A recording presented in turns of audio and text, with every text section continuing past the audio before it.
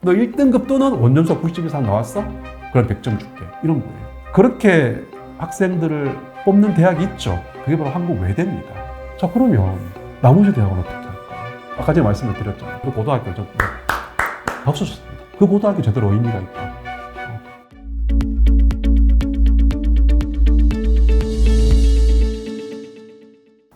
결국은 대학교 입장에서는 정량적인 지표로 평가하는 어떤 수치가 의미가 없다고 제가 계속 주장을 하잖아요. 5등급 체제니까. 그러니까 1등급 받는 아이들은, 그래, 올 1등급 받는 아이 숫자는 적을 수도 있어. 하지만 1.1등급, 1.2등급, 1.3등급 받는 1.4등급이 점점 2등급 가까이일수록 학생 수는 기하급수로 늘어날 텐데, 그러면 소수 둘째 자리, 셋째 자리까지 줄을 세워서 정량평가할 거냐는 거지. 그거 아니라고 제가 계속 거듭해서 말씀을 드리는 거고. 그러면 결국은 뭐냐? 표준 편차가 빠졌고, 그 다음에 그 대신에 A, B, C, D, E까지 성취도 비율이 나온다고.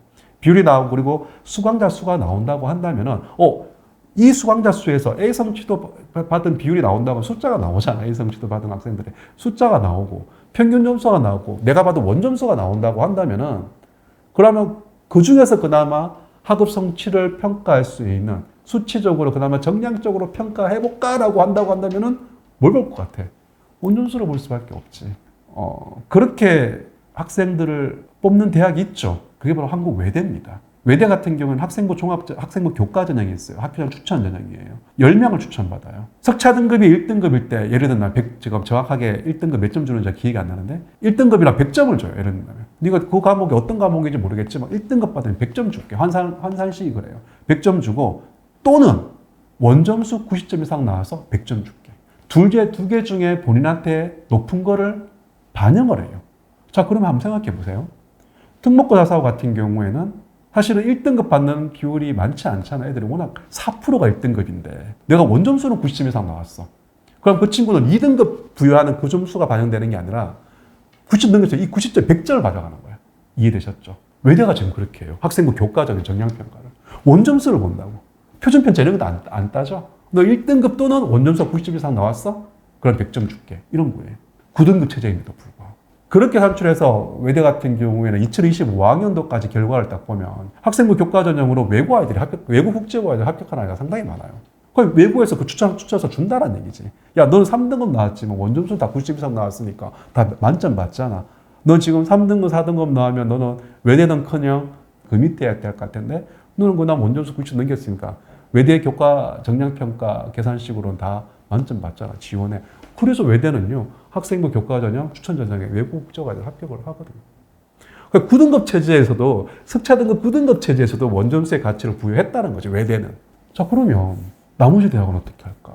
아까 제가 말씀을 드렸잖아요. 5, 1등급 받은 아이 숫자가 적기 때문에 극소수기 때문에 상위권에 변별력이 있으면 그래 5, 1등급 그래. 그럼 5, 1등급과 1.01등급과 차이를 둘 거냐는 거지. 1.001등급의 차이를 둘 거냐는 거지. 그건 의미가 없다라는 거야.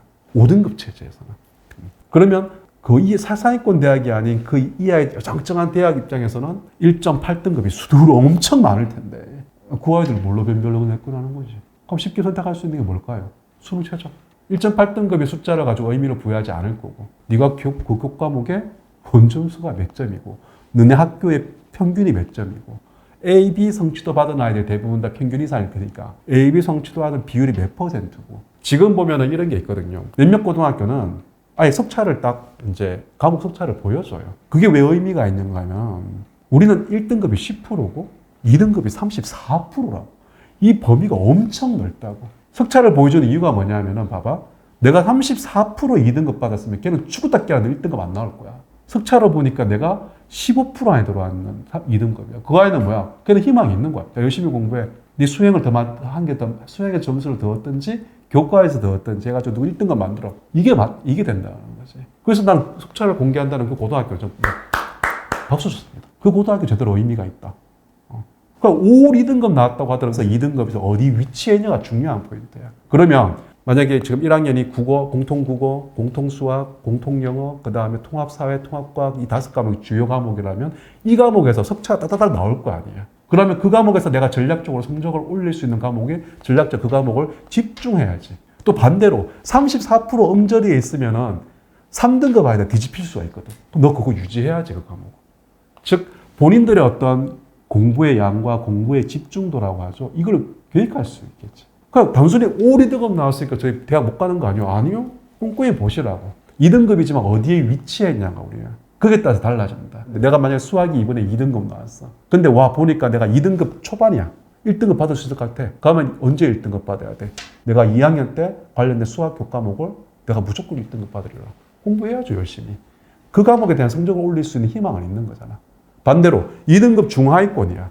그럼 3등급 아이한테 안 발리려고 걔는 어떻게 해야 돼? 수성을 해야지. 그런 공부 전략을 세워야죠. 자기가 유지를, 내가 더 이상 올라가지는 힘들 것 같고 유지를 하겠다. 그럼 유지를 하는 친구들한테 선생님, 저는 어떻게 얘기하느냐? 비교과 관리해. 그리고 원점수를 어떻게 좀 올려봐. 조금이라도. 비교과 관리야 네가 어떤 전공으로 대학 갈 것이냐. 이과냐, 자연계열이냐, 의학학이냐, 뭐 사범대 자연계열이냐, 뭐 이런 거. 이제 는 계열을 선택해서 뭐야? 비교과 관리해. 2.0이면 학생부 교과전형으로 못 가는 거야. 그럼 학생부 종합전형을 대비해야지. 그럼 네가 2.0을 유지해. 2.0을 유지해도 제가 봤을 때는 학종에서는 1.5등급 이상 아이들과 경쟁할 수 있어요.